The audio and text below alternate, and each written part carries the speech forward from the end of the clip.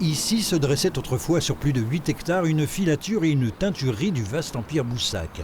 Nous sommes à Neumexy qui faisait l'objet ce mardi après-midi en amont d'une réunion d'une visite de chantier des élus communaux et départementaux sur cette ancienne friche textile qui va être requalifiée en écoquartier. Un parc avec 110 logements vont y être réalisés. On aura de la location, de la vente, que ce soit du pavillon individuel, du pavillon mitoyen, du logement collectif, de l'intermédiaire.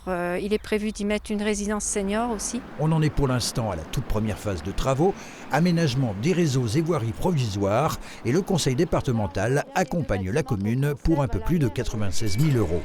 Autre chantier sur lequel il intervient et qui nécessite que la circulation soit interrompue le temps de ses vacances scolaires, à la sortie de Charmes sur la RD 32, dite route d'Esnier, des affaissements et cavités créaient un danger potentiel pour les automobilistes, la faute à d'importants ruissellements.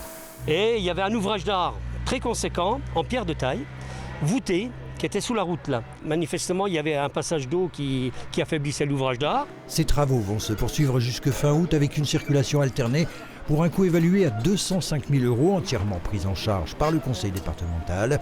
Les efforts financiers imposés par l'État à la collectivité ont contraint cette dernière à repenser son budget annuel. Alors qu'en est-il de son volet voirie ? Globalement, le budget du département est voisin des 40 millions d'euros par an. Alors on va être obligé cette année, compte tenu des contraintes budgétaires, de réduire un peu l'enveloppe. Et 2026 risque également d'être financièrement tendu. Le Premier ministre François Bayrou a récemment annoncé que 40 milliards d'euros d'économies seraient à réaliser. Il est important que l'association des présidents de conseils départementaux de France se mobilise.